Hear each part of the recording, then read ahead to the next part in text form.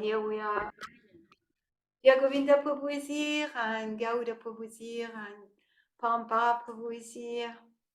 And online we have three mothers, Ladini Shakti, Anasuya, and Rohini, and Bhaktin Kim, and Georgie, Bhakta George. Hi Krishna, everyone. And we are going to Happy Easter. We'll see what we do with Easter today. But we are going to read continuing our reading from the third canto, entitled The Status Quo. And we are in the fifth chapter, entitled Vidura's Talk with Maitreya, on text 5.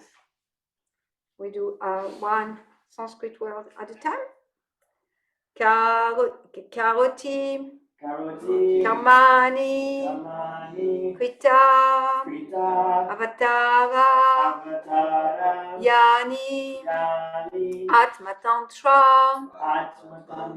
Bhagavan, Triyadisha, Yata, Sasarja, Agre, Idam, Niriha, Samstapya, Vitim, Jagata, Vidate, Karoti Karmani Kritavataro,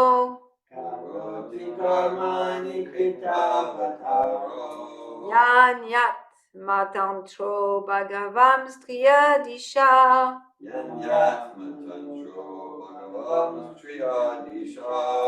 Yata Sasarjaga Idam Niriha,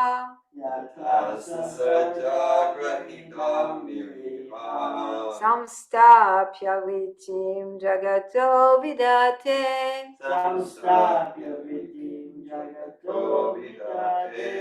Karoti Karmani Kritavataro,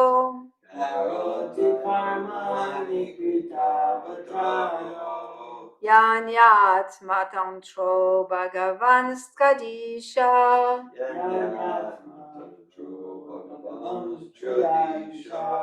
Yata Sasarjaga Idam Niriha,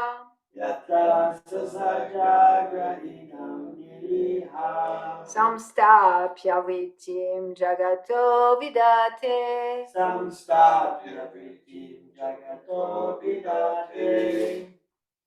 Karoti Karmani Kritavataro,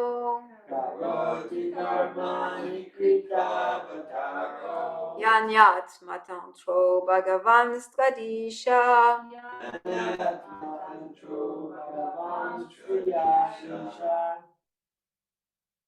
Yatya Sasarjaga Idam Niriha,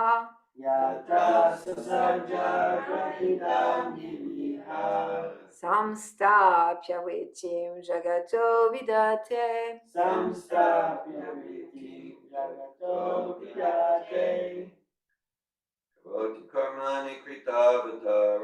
Karoti Karmani Kritavataro,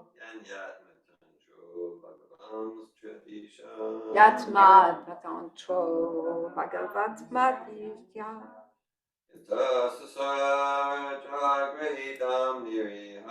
Yata Sasarjaga Idam Nirita, Samstapya Vitim Jagato Vidate,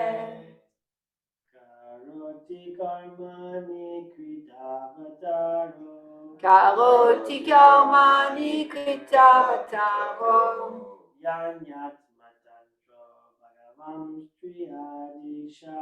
Yat Matantro Bhagavan Stradadisha,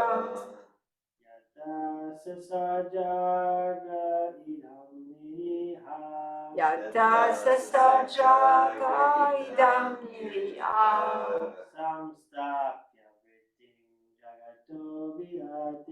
Samstapya Vitim Jagato Vidate,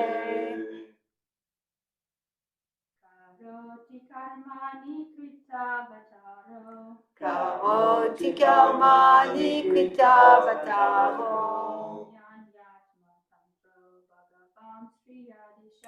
Yat Yat Matantro Bhagavan Stadisha.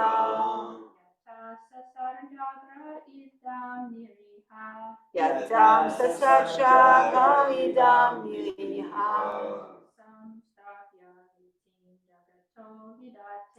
Samstratya Viping Jagato Vidate.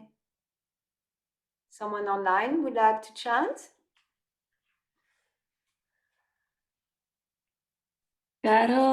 Karoti karmani kritavataro. Karoti karmani kritavataro. Yan yat matantro bhagavam straya disha. Yan yat matantro bhagavam stradisha. Yata sasarjagra idam niriha. Yata sasarjagra idam niriha. Samstapya vritim jagato vidate. Samstapya vritim jagato vidate. Okay, word for word translation. Karoti. Karoti Does them. does them. Karmani. Karmani Transcendental activities. transcendental activities. Krita. Krita By accepting. by accepting. Avatara. Avatara Incarnation. incarnation. Yani. Yani All those. all those. Atma Tantra. Atma Tantra Self-independent. self-independent. Bhagavan. Bhagavan The personality of Godhead. the personality of Godhead. Sri Adisha. Sri Adisha The Lord of the three worlds. the Lord of the three worlds. Yata. Yata As much as. much as. Sasarja. Sasarja Created. created. Agree. Agree. At first. At first. Idam. Idam This cosmic manifestation. this cosmic manifestation. Niriha. Niriha Also desireless. although desireless. Samstapya. Samstapya By establishing. by establishing. Ritim. Ritim Means of livelihood. means of livelihood. Jagata. Jagata Of the universe. of the universe. Vidate. Vidate As he regulates. as he regulates. Translation. O great sage, kindly narrate how the Supreme Personality of Godhead, who is the independent, desireless Lord of the three worlds and the controller of all energies, accepts incarnation and creates the cosmic manifestation with perfectly arranged regulative principle for its maintenance. Purport by His Divine Grace A.C. Bhaktivedanta Swami Prabhupada. Lord Krishna is the original personality of Godhead, from whom the three creative incarnations, namely the Purusha avatars, Karanardavashai Vishnu, Garbhodakashai Vishnu, and Kshirodakashai Vishnu, expand. The whole material creation is conducted by the three Purushas in successive stages under the external energy of the Lord, and thus material nature is controlled by Him. Thinking material nature to be independent is like seeking milk from the nipple-like bags on the neck of the goat. The Lord is independent and desireless. He does not create the material world for his own satisfaction, as we create our household affair to fulfill our material desires. Actually, the material world is created for the illusory enjoyment of the conditioned soul, who have been against the transcendental service of the Lord since time immemorial. But the material universe are full in themselves. There is no scarcity for maintenance in this material world. Because of their poor fund of knowledge, the materialistics are disturbed when there is an apparent increase of population on the earth. Whenever there is a living being on the earth, however, his subsistence is immediately arranged by the Lord. The other species of living entities who are far outnumbered, who far outnumbered human society, are never disturbed for maintenance. They are never seen dying of starvation. It is only human society that is disturbed about the food situation. And to cover up the real fact of administrative mismanagement, take shelter in the plea that the population is excessively increasing. If there is any scarcity in the world, it is a scarcity of God consciousness. Otherwise, by the grace of the Lord, there is no scarcity of anything. Om Gyanatimirandasya Gyanajala Shalakaya Chakshun Militam Yena Tasmai Shri Gurave Namaha Shri Chaitanya Manobishtam Shtapitam Yena Bhutale Swayam Upakadamayam Dadati Swapadam Tikam Vandeham Shri Gu Shri Yuta Padakamalam Shri Gum Vaishnavam Shah Shri Rupam Sagajatam Sagana Ragunatam Vitam Tam Sajevam Sadvaitam Savadutam Parijana Saita Krishna Chaitanya Devam Shri Radha Krishna Padam Sagana Laita Shri Vishakam Vitam Shah He Krishna Karuna Sindhu Dinabandhu Jagatpate Gopesha Gopika Kanta Radha Kanta Namostute Tapta Kanchana Gorange Radhe Vrindavaneshwari Vishabhanu Sute Devi Pranamami Hari Priye Vanchakalpatarubhyacha Kripa Sindhubhya Vacha Patitanam Pavanebhyo Vaishnavebhyo Namo Namaha Shri Krishna Chaitanya Prabhu Nityananda Shri Advaita Gadadhar Shivasadi Gaura Bhakta Vrinda Hare Krishna Krishna Krishna Hare Hare Hare Rama Rama Rama Hare Hare Namo Vishnu Padaya Krishna Prestaya Bhutale Srimate Bhakti Vedanta Swaminiti Namine Namaste Sarasvate Deve Gauravani Pracharine Nirvisesha Shunyavadi Pastyachade Jatarine Mukam Karoti Vachalam Pangum Langayate Girim Yatkipatamaham Bande Sagudne Jatarinam. Hare Krishna. I'm going to repeat the verse. O great sage, kindly narrate how the Supreme Personality of Godhead, who is the independent, desireless Lord of the three worlds and the controller of all energy, accept incarnations and create the cosmic manifestation with perfectly arranged regulative principle for its maintenance. That's quite of a verse. So we are in Vidura meeting Maitreya.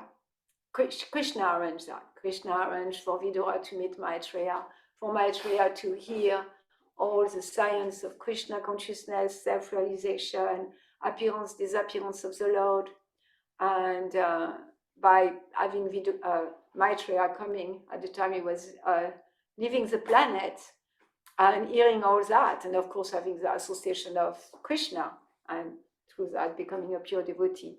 So Vidura, he is inquiring now from Maitreya, and he's inquiring, taking the position of a fool. Because it is said, like Lord Chaitanya said, even Lord Chaitanya, with the Supreme Personality of Godhead, he is a fool in front of his spiritual master. So Vidura, he really takes the position of an ignorant fool in a sense. And he starts his questioning by questioning is like suffering, miseries. That's where he starts, by asking about suffering. And I can see that unless we come, everybody is suffering. But some of us know we are suffering and some of us don't know we are suffering. But suffering is there just by the fact that there is birth, death, old age, and disease. This is suffering, this is problems. If I know I'm going to die, if I know I'm going to be diseased, and I am diseased, and and birth is painful. It's painful if I'm rich, it's painful if I'm poor. Death is painful if I'm rich or if I'm poor, no matter what the situation.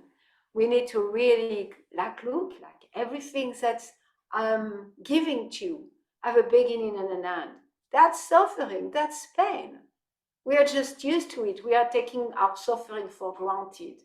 We are taking our happiness for granted, and we are taking our suffering for granted. And thus we kind of can be an illusion that our material happiness, that our happiness is going to be connected with anything in this world. So Vidura, that's where he starts when he meets Maitreya. He starts with asking about distress. So that's our first stage. The first stage of God realization, self-realization, moving forward with, really accepting spiritual life is to accept we are miserable, distressed, that this situation in this body, for the soul, in this world, with all the rules and regulations, this is like perfectly arranged regulative principle for its maintenance. So it's all maintained by the Lord, and there is principles and laws, the laws of nature that are here. And if we look at them and we look at our situation, then we acquire, why am I misery? Like Sanatan Goswami, he goes to Lord Chaitanya, and that's where he starts too. And Sanatan Goswami was listening day and night to the Srimad Bhagavatam. So it's not like he didn't hear anything. He had met Lord Chaitanya, and he was listening to the Srimad Bhagavatam. And still, when he arrived at the lotus feet of Lord Chaitanya, he said, I don't know why I'm suffering, but I'm suffering. So that's where Vidura also starts. And then Vidura, where he goes after that, he goes to glorifying the wandering of the pure devotees who are wandering this earth for the benefit of the fallen soul, for the benefit of the fallen soul. And we could go now to Christ, but we are not going to do that. But like Lord Jesus Christ like for Easter, it's called the sacrificial lamb. And I did some research yesterday. In fact, yesterday I read the Bible. I don't think it's happened very often for me to just sit and read like three chapters of the Bible. Anyhow, I also did research on the Old Testament. So the sacrificial lamb, and all the pure devotees are sacrificial lamb. They sacrifice their comfort. The comfort, what's their comfort? Their comfort is never a material comfort. But they are spiritual. There's such a thing as spiritual comfort. Like they could go in a cave and be fully self-satisfied. Lord Jesus Christ could have stayed in a desert and be like, I'm really happy here. And some say, Prabhupada says, some say that Christ went into India and he stays there because there is a big gap in his life. There is a huge gap where we don't know what's happened between his childhood and his starting preaching. He was 27 when he started preaching. Is that? I'm not specialized. He died at 33, so he only preached 3 years. Wow, quite amazing. He preached 3 years, so 30. So there is a big gap there between his childhood and 30 years. What did he do? So some say, but some says that he went to learn. He went to the Vaishnav because he's a Vaishnav, and he went with the Vaishnav to have association and to churn the glories of the Lord together. And so he could have stayed there too. He would have been completely fully satisfied. And our Srila Prabhupada, he was in Vrindavan. In Vrindavan, everybody said, Jai Radhe, Hare Krishna, Jai Radhe. And everybody speak about Krishna. It's like the perfect place to absorb oneself in hearing and chanting. There is not a better place on earth to be completely spiritually comfortable. maybe not materially comfortable. And same thing, the sacrificial lamb of Srila Prabhupada, he left his comfortable, spiritually comfortable place in Vrindavan to sacrifice himself. Last night, we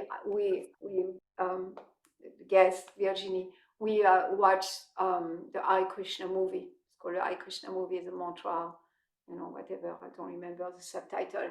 Anyhow, we watched that movie, and it is so painful to see the first winter in New York. They show picture where all the cars were blocked because there was so much snow. Imagine coming from Vrindavan with like canvas shoes and a dhoti and a kurta and maybe some chador and be confronted with the snow in New York City. What's the sacrifice? What a sacrifice for our well-being, for ourselves. So if we live with that sense of Srila Prabhupada's sacrifice, then it's going to really support our spiritual life, support our gratitude, and support our energy to serve Srila Prabhupada. To really like, okay, Srila Prabhupada, you gave so much. There is no way I can repay your debt.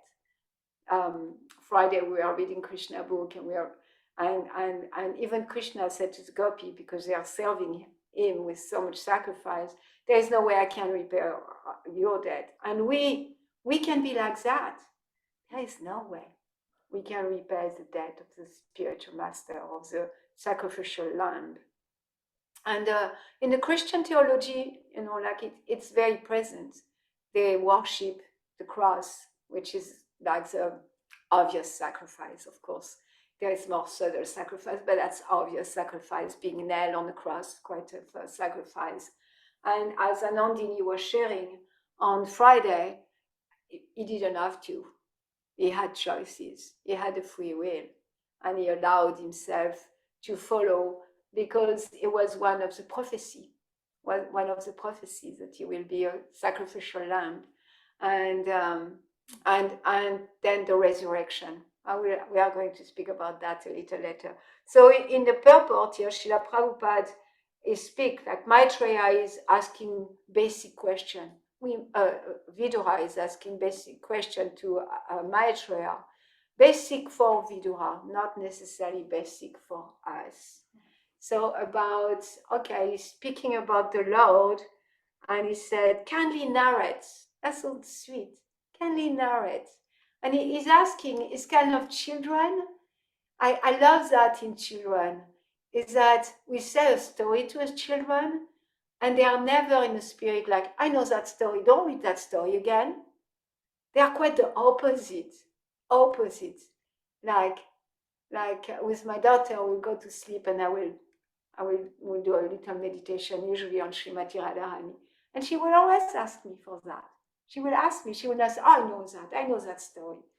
And then we will hear, like I posted on Facebook, like she loved to hear the Ramayana. And can you put the Ramayana again? So children are like that. They want to hear again. Can he narrate this story? And spiritual life need a childlike spirit of discovery. A childlike, I want to hear, can he narrate the killing of Putana? Kindly narrate. So here Vidura is in a place of asking a narration of something probably he heard thousands of times. If we have heard about that, what to speak of Vidura is a uncle of the Pandavas, and he have been in association with Krishna since Krishna's birth. So I'm sure he knows about. So he said, kindly narrate. How the Supreme Personality of Godhead, who is independent desires Lord of the three world and controller of all the energy, accept incarnation and creates the cosmic manifestation. And Srila Prabhupada expand on that, Krishna's to Bhagavan Swayan. So Krishna is Bhagavan Swayan, is like the source, the Ishvara Parama Krishna Sakshit Ananda Vigraha Nadiradi Govinda Sarva Karana Karanam. The other day, we were in Santa Fe Community College with Damian Tipabu, and we are distributing books. And then there is a Christian person that was really nice mood. And he came, and I gave him a Bhagavad Gita in his hand. I do that. I do put Bhagavad Gita in people's hands. And he took the Bhagavad Gita, started speaking. He allowed me to speak. He didn't interrupt me. He didn't do anything. And when I was done speaking, he said, "So who is God? Is that, who is God?" So I say, Ishvara Brahma Krishna. So because that's such a nice definition of Krishna, is Sakshitananda, is full of bliss and is full of knowledge, is eternal.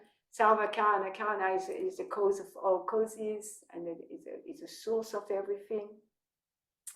So that's Krishna's to Bhagavan Swayam, is the source of all incarnation. And Krishna is in the spiritual world. He enjoys with his eternal associate.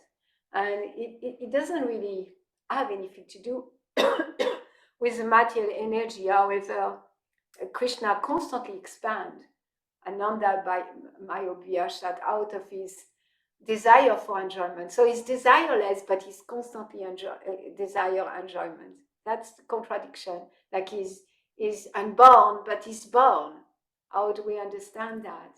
And so out of his desire for enjoyment, he expands, and he expands in different incarnations that are Vishnu incarnation, and he expands in his separate part and parcel, which are us, the living entities. And the living entities, of course, as part and parcel of Krishna, they are made to give pleasure to Krishna. And most living entities, they are satisfied in their constitutional position of giving pleasure to Krishna, because it's natural, like a child, baby, a child naturally will love the mother and will want to smile to the mother very early. It's natural. And some, maybe about 10% of the living entities, at one point or another, it's undefined. They are rebellious. They just want to rebel. I'm going to rebel. I'm not going to be serving Krishna anymore. I'm going to have an independent existence separated from Krishna. And so Krishna said, okay, like I want you to love me. Like that's who you are. You're happy when you love me. That's who I created you for us to enjoy together, for us to be in a relationship together. And you have some desire to be enjoying on your own, to be the supreme enjoyer, to control, to be the Lord, and I'm going to fulfill your desire. And so it's not the desire of the Lord, it's the desire of the living entity. And the Lord, in order to fulfill the desire of the living entity, he expands himself. Expand unlimitedly in a spiritual world. He expands himself unlimitedly, and you have unlimited amount of planets in the spiritual world. And then he expands himself in like the four, Chateau of Yua, like Vasudev, Shankarshan, and Pradyumna and Yehuda. And then from Sankarshan, like the first Purusha avatar expands. And the first Purusha avatar, he come under, like he come and he lay down in that cloud of the Mahatattva in the causal ocean. Yeah, that's what he is, in the causal ocean, and he lay down. It must be so enormous. It's like inconceivable to think of the Mahapurusha, Karana Akasha Vishnu. Here it said Srila Prabhupada. So it's the first one. So the first one, and so he lay down on the Karana ocean, causal ocean, also called Viraj River, also called the Mahatattva. And that's like the primeval soup. Primeval soup, that's how they call it? Primordial. Primordial soup. There is a primordial soup. Just they don't go further, like what's before the soup. So that's the soup. That's the soup. And so Mahapurusha is like laying down there, and from his pore and out of his breathing comes the universes. So every time he breathes out from his pore. And that's interesting because my Qigong teacher, he teaches a certain type of breathing, and that the breathing is to breathe through the pore. And I've been practicing that now for 3 months, and it's a way of breathing that's connecting us with the universe. And he is really into like, we are in the universe, and the universe is in our body. So our body is made of the Mahatattva, five gross elements, 3 subtle elements, and then we combine with the universe. So that breathing is really allowing us to detach from the soul. Like, I'm not saying that this teacher know Krishna or know the pastime of Krishna, but there is some direction towards self-realization there. So the Mahapurusha, that's how he breathes. He breathes to his pore and he breathes to his breath. And every time there is an exhalation of the Mahapurusha, comes an unlimited amount of universe. They're like eggs. So we can imagine, like, we are on Earth. We are on one planet, Earth. And most of us, we are not even going around that Earth because it's so big. Like just going to Gainesville take 30 minutes. If we want to travel the world, it takes days and days. Sometimes we can be in an airplane for days. And so that's how big the Earth is. And it's just a tiny planet inside one universe. Very tiny planet into one universe. So unlimited universe emanates from his body. It's like inconceivable. And then the second Purusha, he enters each and so Sankarshan expanding to Pradyumna with manifesting himself as Garbhodakashayi Vishnu. And Garbhodakashayi Vishnu comes inside each, is expanding in many forms, and he goes into each universe, and the universes, they're empty, they are dark, it's black, and it transpired, and then he does a Garbo ocean there, and then he laid down a Garbo ocean, and from his navel, we know, like, come Lord Brahma. And by that time, like, Mahatattva is transformed into Pradhan, and now it's becoming differentiated. Before it's undifferentiated, the Mahatattva is undifferentiated material energy, material nature. And from that place, it becomes differentiated. So there is thousands of noses, thousands of ears, like all that. And then it's all in a workshop of Lord Brahma. So sometimes I imagine Lord Brahma, sometimes I know my stepdad, he was really into handiwork, but it was his hobby. And really he was doing nothing, but he had a workshop, and there was all this little drawer in his workshop with nails and screw, and it was full. He was not doing much with it, but that was his workshop.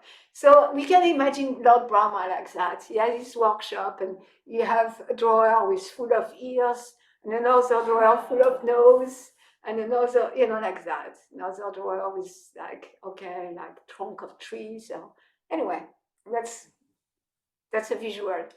And it's described, like that. We can go back to the second canto and third canto, and it's not, it's the ingredients are there for Lord Brahma.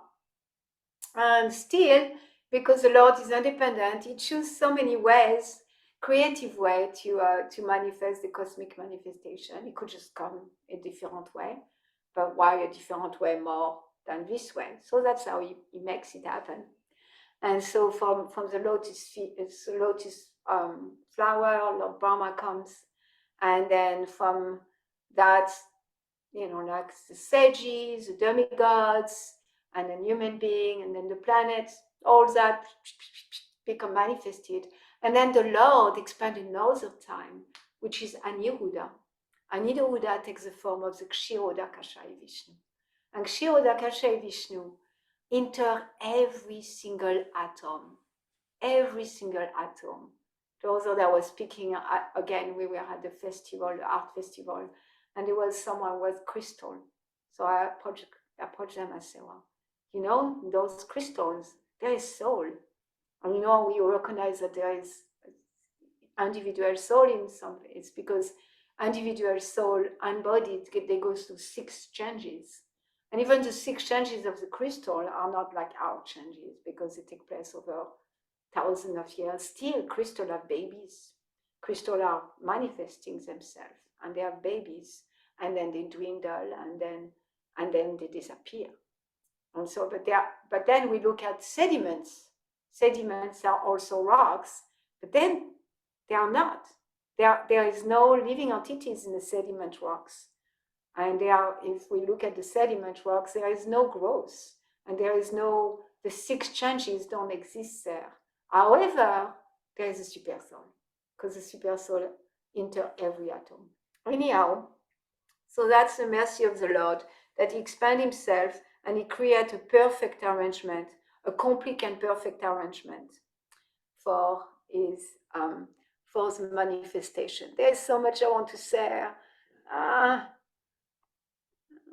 Okay, so I'm going to skip, and maybe we'll come back to that, like the perfect and complete arrangement. Om Purnamadam Purnamidam Purnat Purnasudasyate Purnasya Purnamadaya Purnameva Vashishyate. So whatever emanates, it's the invocation to the Sri Ishopanishad. In fact, I realized the Sri Ishopanishad is my favorite books to distribute in the street. Even so, I always start with the Bhagavad Gita. The Bhagavad Gita, I show picture. But when I give the Sri Ishopanishad in the hand of people, I open it to the invocation. And I ask people to read the invocation. I'm going to read it quickly for you. But I ask people to read it, and the response or the reaction that people have in reading that invocation is always like, oh, like that. And so I'll ask them to read it loud. I say, I'd like to hear it. And so they read it loud for me. They said the personality of Godhead is perfect and complete. And because he is completely perfect, all emanation from him, such as this phenomenal world, are perfectly equipped as a complete whole.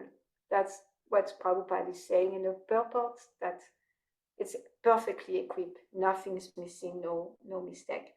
Whatever is product of the complete whole is also complete by itself. And because he is a complete whole, even so many complete units emanate from him, he remains the complete balance.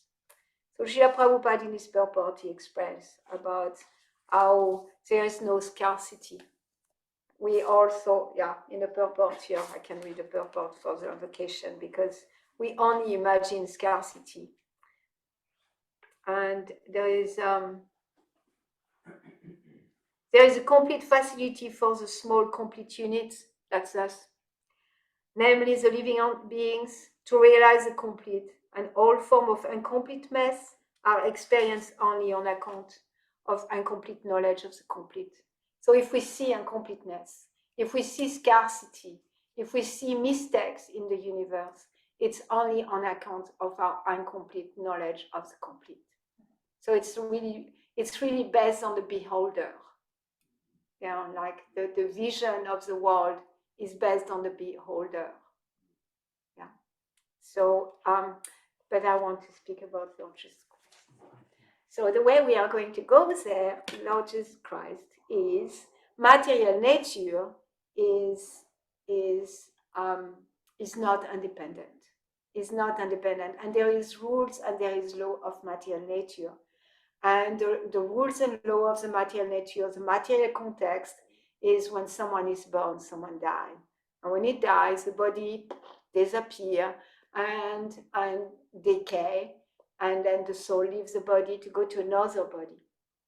And so the Lord is independent, and he and his pure devotees, the people that he wants to use for his service, are not bound by any of the law of material nature. That is full independence. And that's mean that was completely manifested in that pastime with Lord Jesus Christ. By the way, I know, Kim, you asked a question about Good Friday. So Good Friday is an English expression. In my language, I speak French. We don't say Good Friday. We say the Sacred Friday. So on Friday, my guest, I have a guest right now, she decided to fast. And I think that's what it is, sacred. That's the day of fasting. That's the way of being good. Good Friday is a day we are supposed to be in a mode of goodness. We are supposed to be good, to really not sin, to fast, to do sacrifice. And that's how it is a good day. It's a Good Friday. It's a day of manifesting goodness, manifesting sanctity, saint, Vendredi Saint en français. I don't know in Czech Republic how they call it, or in India or whatever.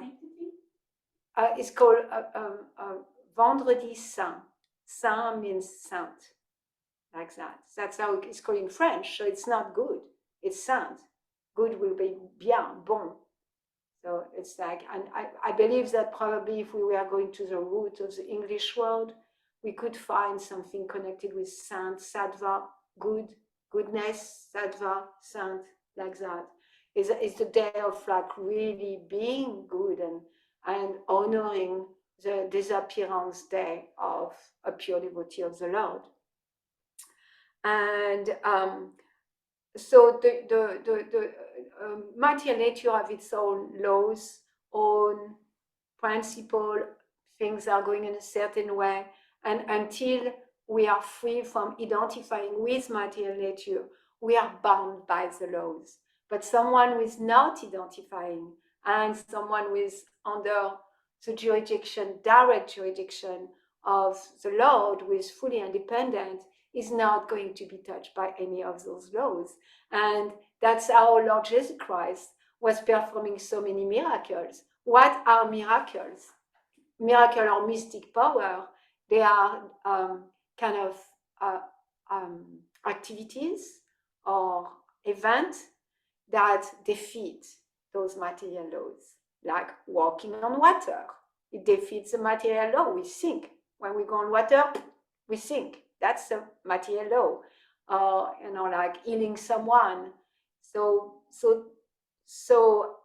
going against anything that go against the material laws, it means that it's independent. And the only way to be independent of the material laws of nature is to be directly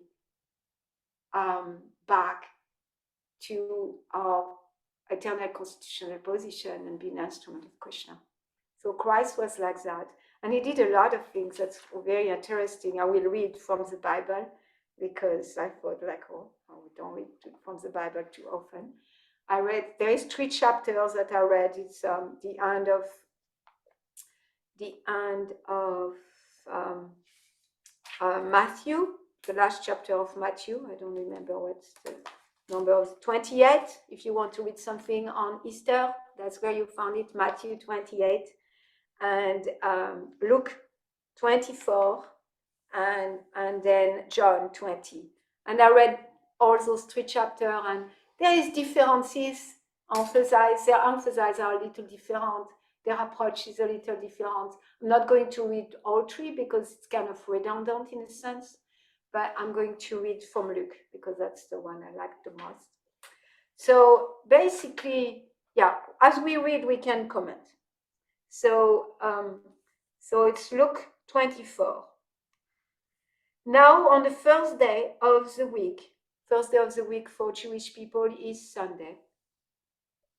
Very early in the morning, they and certain other women with them came to the tomb, bringing the spices which they had prepared. But they found the stone rolled away from the tomb. Then they went in and did not find the body of the Lord Jesus. And it happened, as they were greatly perplexed about this, that behold, 2 men stood by them in shining garments. Then, as they were afraid and bowed their face to the earth, so we can see Jewish at that time, they were paying obeisances. They said to them, "Why do you seek the living among the dead? He is not here, but is risen. Remember how he spoke to you when he was still in Galilee, saying, 'The Son of Man must be delivered into the hand of sinful men, and be crucified, and the third day rise again.'" So Lord Jesus Christ, before it's happened, he told them that's going to happen. And the 3 chapters says the same thing. He told them what was going to happen, and it was aligned with a prophecy from the Old Testament. And he had to rise. I was communicating with my Bible scholar, Johnny Kroger. That's where I go to when I need Bible, anything. And understood that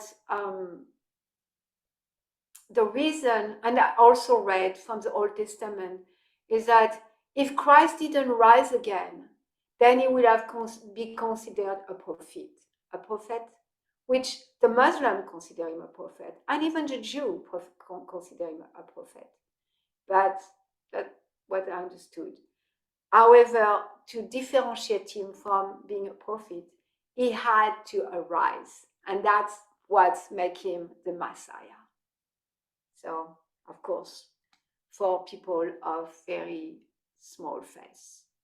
And we will see how this is again manifested, that even so they were in contact with Lord Jesus Christ, even so they were following his teaching, even so they saw him doing so many miracles, including walking on water, even so they saw him like he healed so many people, they still didn't believe him. They didn't believe him. So that's who Lord Jesus Christ was speaking to, according to time, place, and circumstance. And of course, he was forced to say, well, there was so much more I needed to tell you. He could have said everything a Vaishnav knows about the Purusha avatar, about the timeline of creation, about the pastime of Krishna, about the gopis and the gopas. He could have said all, but they didn't even have enough faith to understand they were not their bodies. It's just that's who Lord Jesus Christ was speaking to. So we'll continue. And they remembered these words. Then they returned from the tomb and told all these things to the 11 and to all the rest. It was Mary Magdalene, Joanna, Mary the mother of James, and the other woman with them who told these things to the apostle. So the women, they were there. They were there. In fact, he said at the time of crucifixion, the women were there and most of the disciples were not. Why? Because they were scared. They were not there to accompany their own teacher, their own guru, the one who gave them everything. They were scared. They ran away. But the woman, women said it's simple for them to have faith. I hope I explained the woman body is tender. So they were tender and they were there the day of the crucifixion. And their word seems to them like idle tales. So they didn't believe the woman. They heard from the angel. And in some recollection from Matthew and John, it says that even at the tomb when they went, they saw Jesus. And they did not believe them. But Peter arose and ran to the tomb. So Peter he had some sense that maybe they're correct.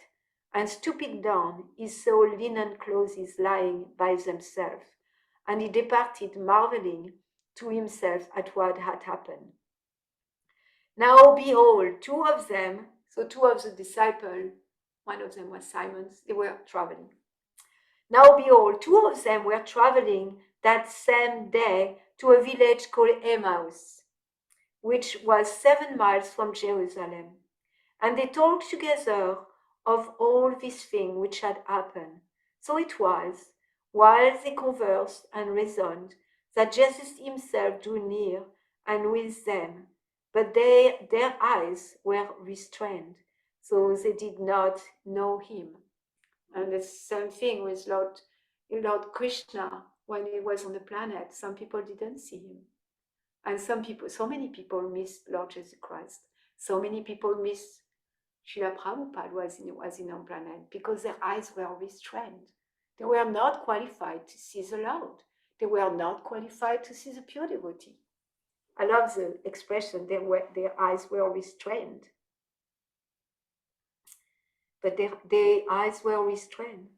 And he said to them, "What kind of conversation is this that you have with one another as you walk and are sad?"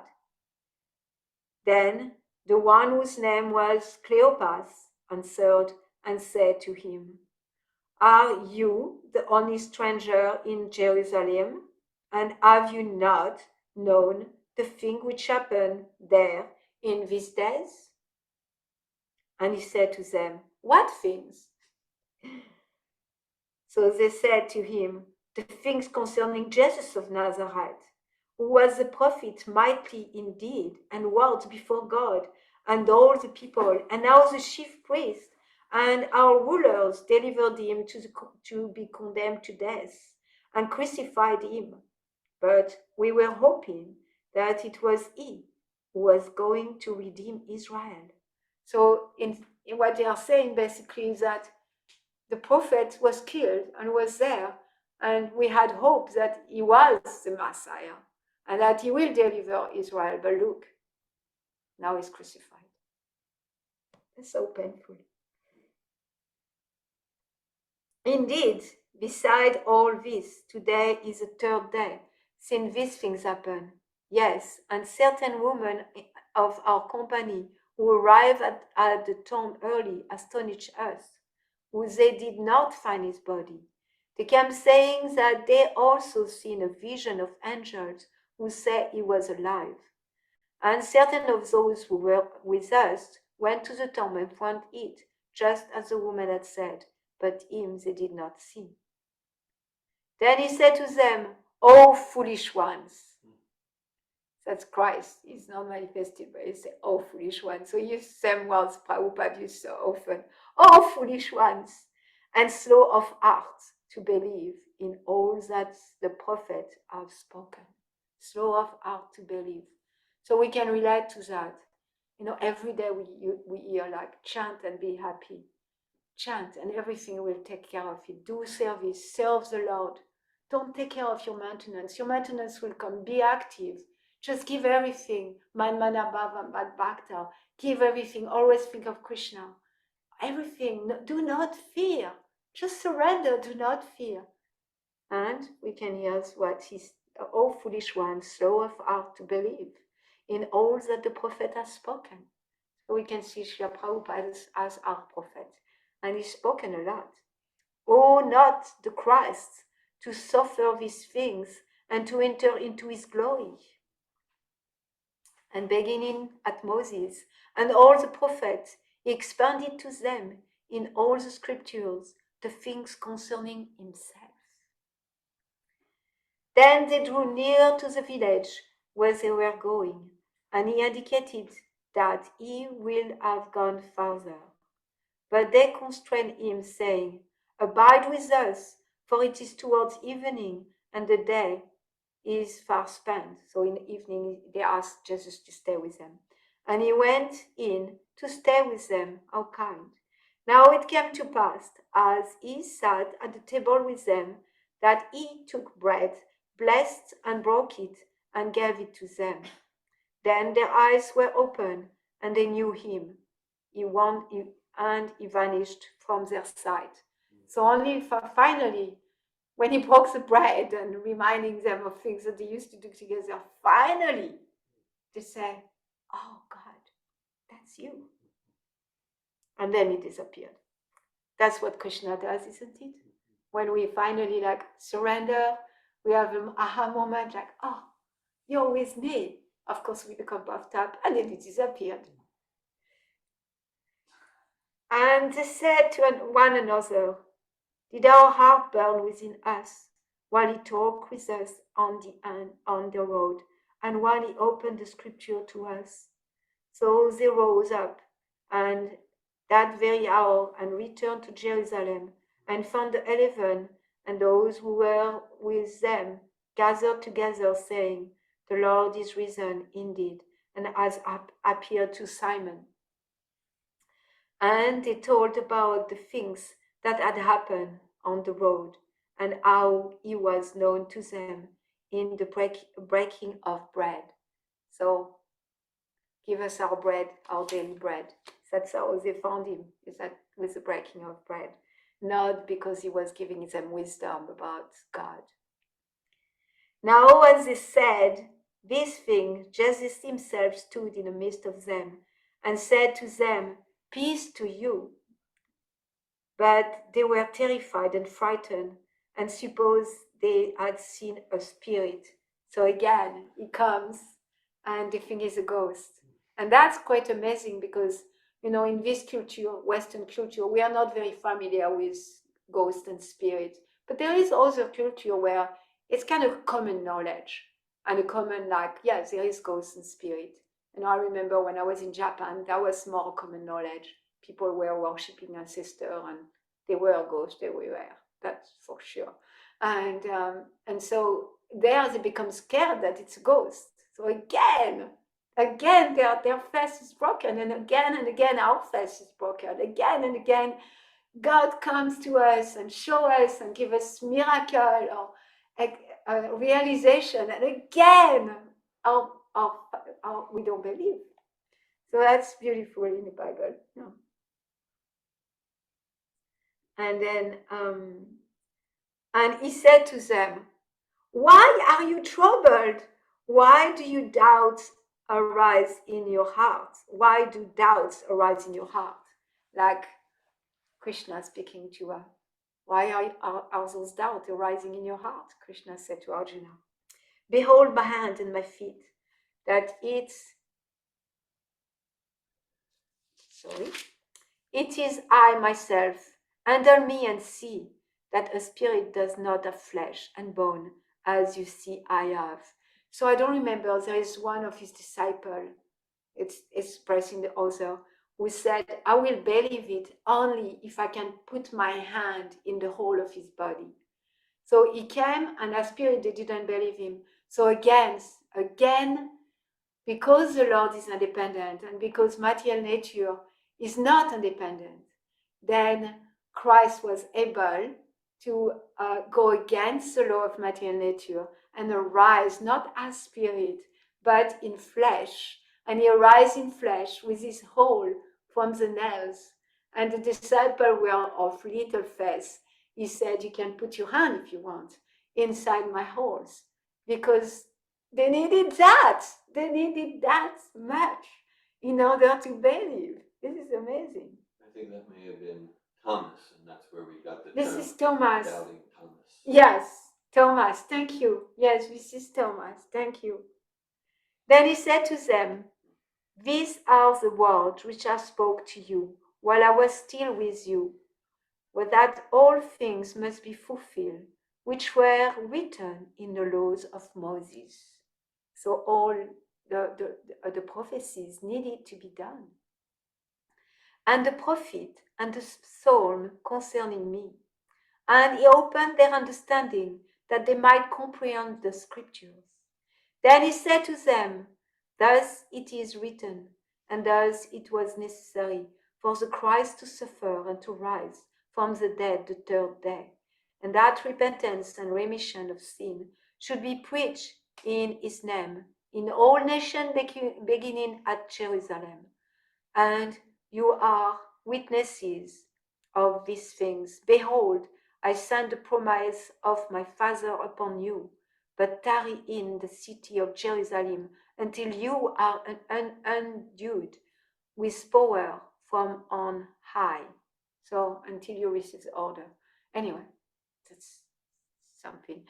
But in John and Matthew, it's clearer that the Lord, and I wish other people were there, but the people I was wishing to say that too are not here, but the Lord when he came back, what he said, preach. The Lord Jesus, when he come back, he said, preach. You need to spread the glories of the holy name. You need to spread the glories of my Father. You need to give redemption for the rest of the world. You need to serve people and redeem them from some sinful activities. This is your job. And he led them out as far as Bethany, and he lifted up his hand and blessed them. Now it came to pass, while he blessed them, that he was parted from them and carried up into heaven. So he rose, and in the other 2 chapters it says how they were holding on to his feet, and then he went up. And they worshipped him and returned to Jerusalem with great joy, and were continually in the temple praising and blessing God. Amen. Hare Krishna. So this is our Easter special. There was so much more I'd like to tell you, but time is over. I'm going to read a verse again. So I'm glad the verse was an easy connection with the Bible and Easter today. O great sage, kindly narrate how the Supreme Personality of Godhead, who is the independent, desireless Lord of the three worlds and the controller of all energies, accepts incarnation and creates the cosmic manifestation with perfectly arranged regulative principle for its maintenance. Hare Krishna. Thank you for listening. And is there any comment, question, realization? Hare Krishna.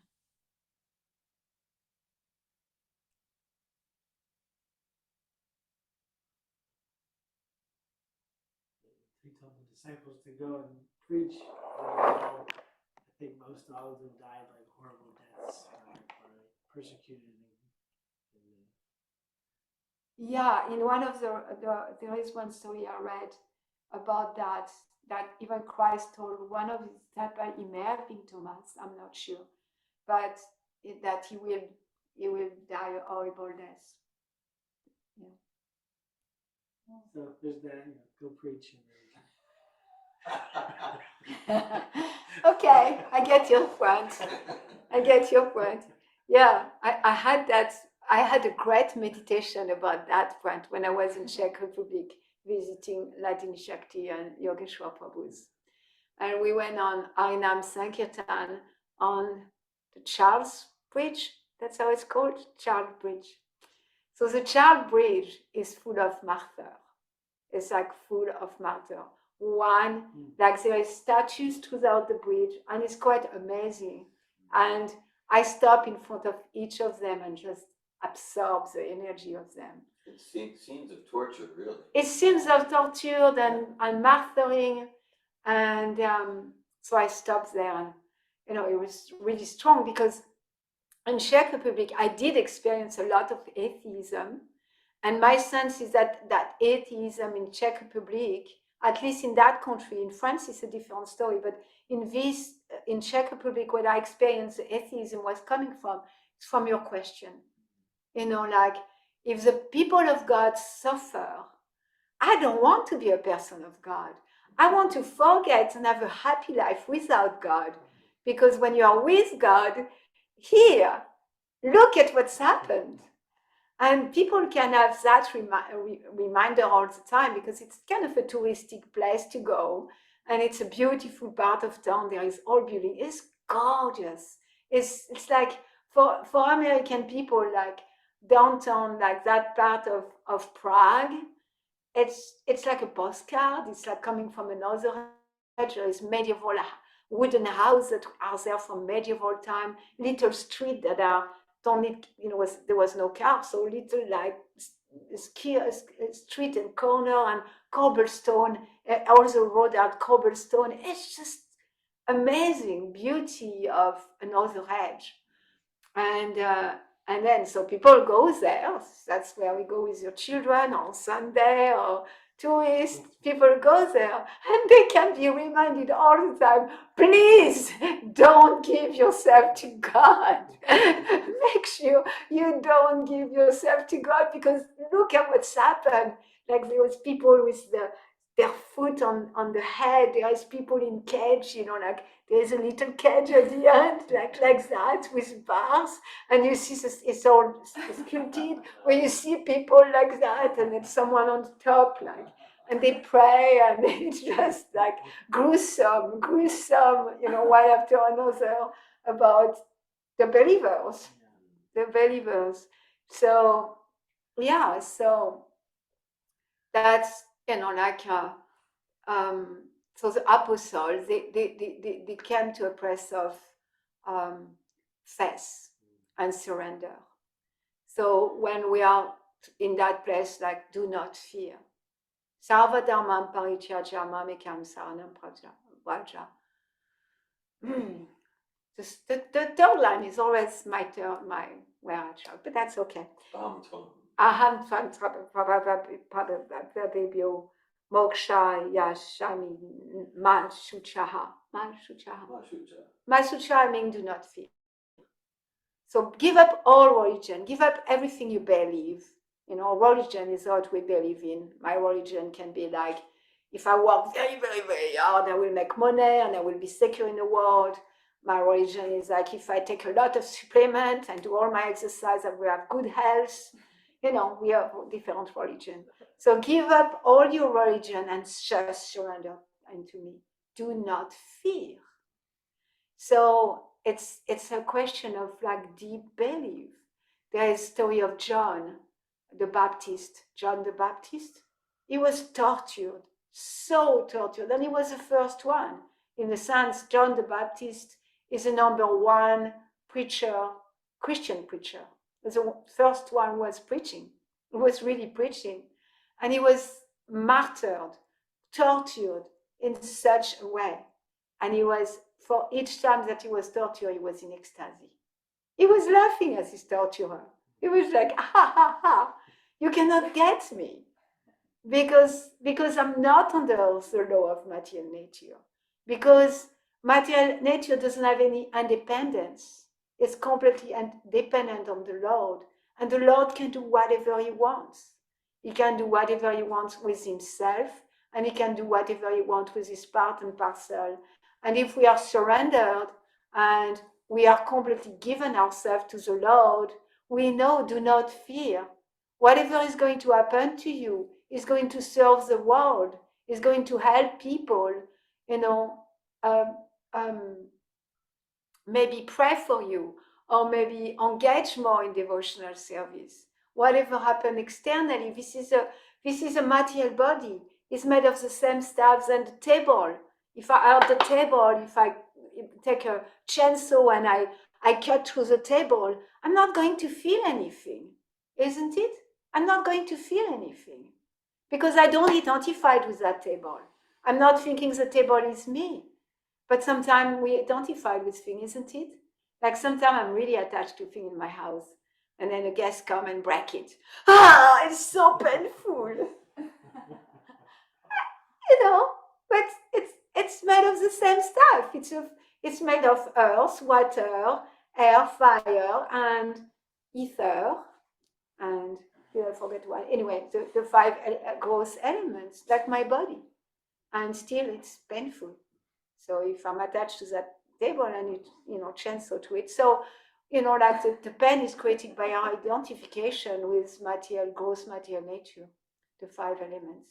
And when one is surrendered, do not fear, because when one is fully surrendered to the Lord, and fully is important, fully surrendered to the Lord, he doesn't identify with the body, is fully the soul. And from that place of fully being the soul, then the identification is not there to create pain and a resistance like that. It's just an experience that they go through. The body is going through an experience. Of course, from our point of view, in conditional states and in fully identifying with the body, it's super scary to imagine the Lord being crucified and nails coming through, or Bhishmadev being pierced by arrows. Somehow Bhishmadev being pierced by arrows doesn't feel gruesome as Lord Jesus Christ being pierced by a nail. And I don't know why, but it's an interesting thing, because we know Bhishmadev is a yogi, and so yogis, they sometimes walk on that. Even in India, you can go now in India and find yogis who torture their bodies. Like really, like if you look even at movies of the Kumbh Mela, for example, where all the yogis from the Himalayas gather every year, you will feel like the Naga Baba, they torture their body. And I don't think they torture, oh, it's painful. They are not. They are smiling while usually they torture their genitals. That's what they torture.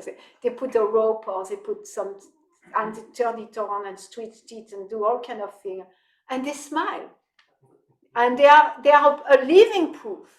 We laugh, but they are a living proof that when you de-identify it from the body, when you stop identifying with the body, whatever happened to the body is not a disturbance. And Krishna said, do not fear. Latini, you have your hand raised. Hare Krishna, yes, but in the meantime, you said so many things, and it's all, I definitely identify with my body very much, and I don't want it to be in pain. But like every kind of death is painful.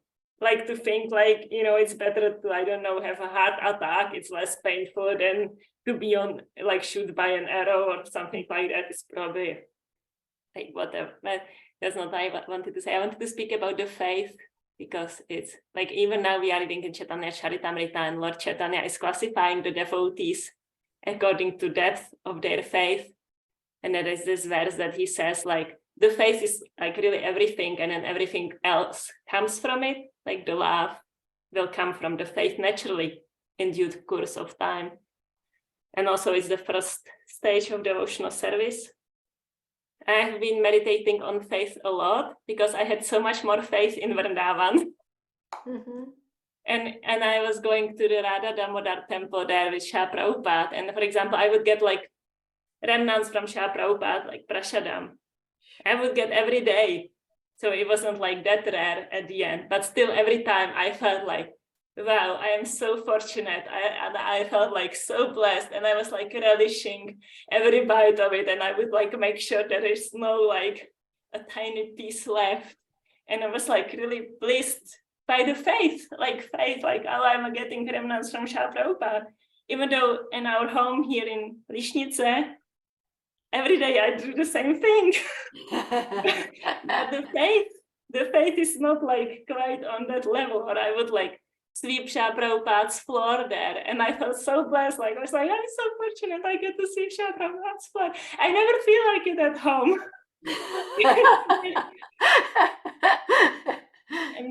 And so I'm like really like the faith, like I wish I could have that level of faith when like all the time. And also the faith of like, okay, I had like 35 days in Vrindavan and I felt like the preciousness, like it's so precious I can chant the holy name. It's so precious that I can sit here and I don't feel that preciousness here. It's like, kind of normal. Yes.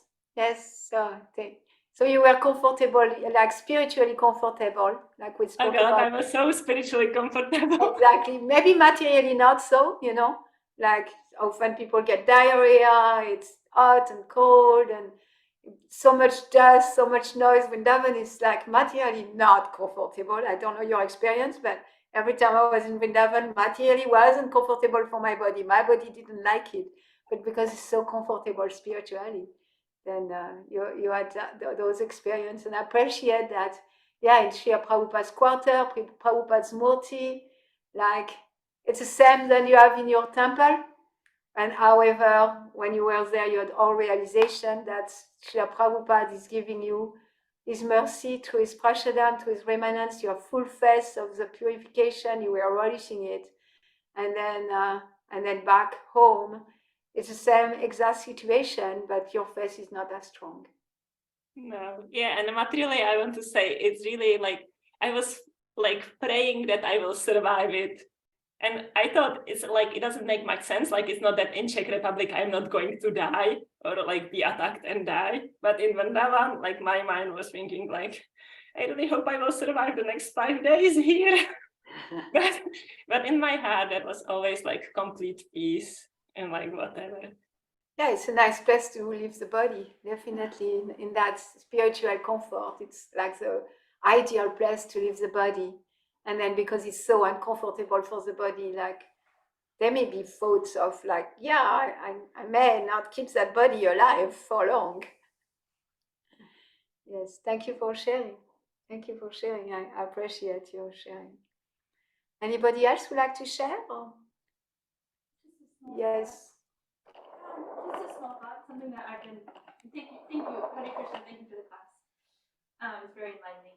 Yeah, just like I've just been thinking about how like and maybe just having like a little layer of realization that we really are going to suffer either way, whether we go down the material path, whatever our conditioning is, whatever attracts us and distracts us, like we will suffer there because all those satisfactions will come to an end, or all those pains will leave you. Like even if you do something destructive, like it could be, it's not necessarily that we're going down the material path and it's like trying to seek happiness. It could be that we're trying to sabotage. Like either way, there's going to be like a result, and there's going to be suffering, and it's just like nature of engaging with the material nature. But then there will be suffering to go down a path of austerity and service to God, and clean and clarify and purify the spirit. Like either way, and I just had a little like sort of just realizing that, not like all the way, I'm sure, but just like what am I going to do with my life? Like I think that's like a I guess that we all revisit that. Which direction am I going to go? Yeah. Whether it's throughout the day or this year or this stage of life, you always get that chance to reevaluate. And I have been doing a stage of reevaluation, like what am I going to do with my life? And I don't even know how much longer I have here, and there will definitely be suffering that way. And it's not comfortable to do all the austerities to become a devotee. Yeah. But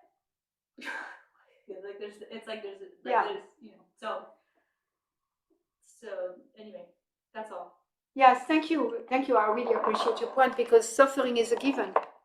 In the material world, suffering is a given. And so as you were speaking, I was imagining Charles Bridge in Prague with like different statues and stone, whatever, with a chain smoker and whatever the experience of suffering in their lungs, and when the lungs become so bad, or like someone with drinking, because in Czech Republic they really drink a lot. Everyone from the point of view of American is an alcoholic there.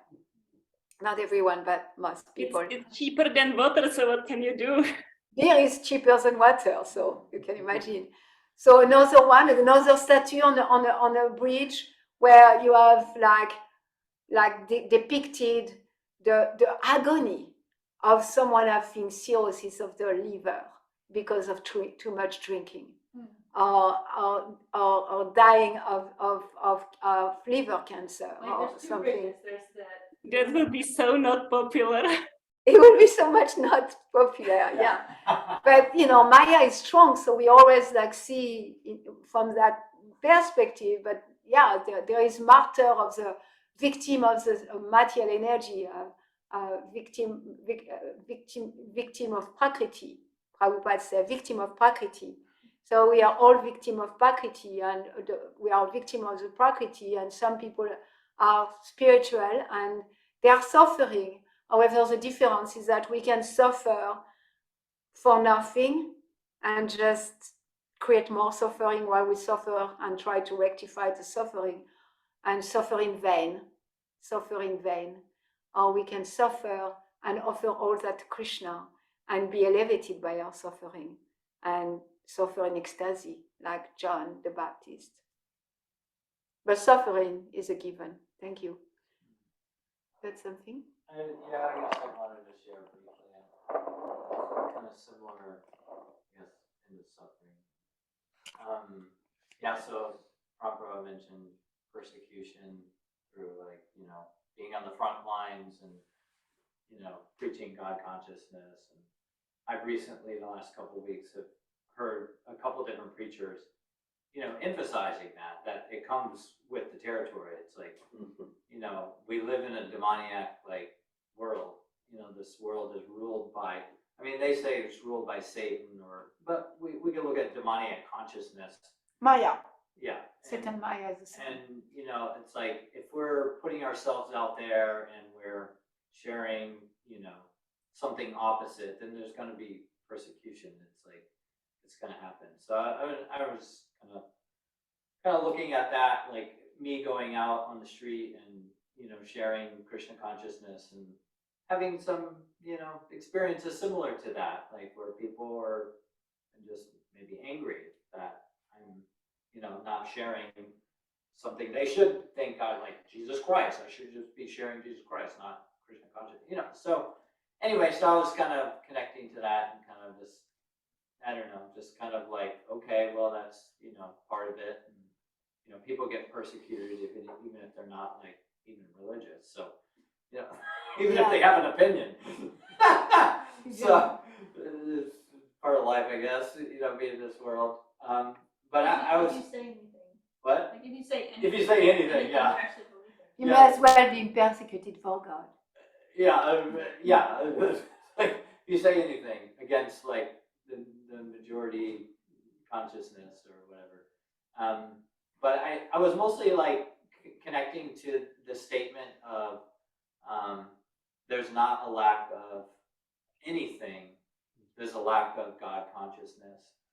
So that's what I was mostly connecting to with what you were sharing this morning. And just thinking about like, just, I don't know if it's me going through Krishna consciousness and me getting older and just being in the world and having experiences, but like I'm seeing more and more like suffering due to the lack of God consciousness. Like I'm actually like really and kind scarcity too, due Yeah. to lack of God consciousness. Yeah, like seeing it more clearly, and it's like even on a material level, like if people want to solve the problems that we have materially on this planet, like bring in God consciousness just for that reason if you want. It just seems like it would be like supportive, I don't know, I'm just kind of looking at that, like even if people just care about clean water, just that alone like could be solved just with God consciousness. Yeah. So anyway, I was just kind of thinking about that and thinking about my own relationship with scarcity or lack is my own relationship with God consciousness. Being like, fully, present and aware of my own God consciousness. So I don't know. That's kind of what I'm sitting with this morning, is kind of looking at that. Yeah, thank you. Yeah, suffering is going to be there, and we can suffer in vain, or we can suffer for Krishna, and we are going to be oppressed just by having an opinion, like you said. And then I really like you highlighted the part of the purport I didn't focus on. I wanted to, but we didn't get to that, like the part. The last sentence, by the grace of the Lord, there is no scarcity of anything. It is the scarcity of God consciousness. Srila Prabhupada often he said, like all the ism, like all the activism for anything can be solved with Krishna consciousness. Naturally, like a devotee is going to live simply, so he's not going to abuse the resources of material energy. And naturally, a devotee is going to be vegetarian, for example. Naturally, by living Krishna consciousness, we fulfill all those isms. And so you're saying, oh, well, we could just try to support people to see. Because there's no material solution to any material problem. Because as long as we are trying to solve, what does Einstein say? Can't solve a problem with the same consciousness that created it. Yeah, we can not solve a problem by the same consciousness that created it. So because material nature is not independent, as long as we try to solve think that material with material solution, we are just creating more problem. We're just like, oh, there's a burden here, let me put it here, and then back here and back here. That's what we do. And then the only solution is that the burden is gone because there is a spiritual solution. And so in our day-to-day life, we can also see that. Whatever material problem, I look at myself, like when I have material problem, I can see myself wanting to figure it out and solve it through material solution. Subtle or gross, like. And then I know, yeah, that's not going to work. The only solution is a spiritual solution, like you said, And then there is that other sentence that's really so profound, and it is only human society that is disturbed about the food situation and to cover up the real fact of administrative mismanagement. I thought, like, wow, it's so profound. Take shelter in the plea of the population is excessively increasing. Like there is some people, so right now, like it's proven and it's common knowledge, not conspiracy theory, that the virus of the coronavirus was created in a lab. So now it's accepted by mainstream people. It's not a conspiracy theory like people were saying before. And the conspiracy around that is that because right now the economy of the world and the Western world is such that soon there will be no money to take care of old people, was that this, and the virus at the beginning only was killing old people, that this virus was created exactly for that,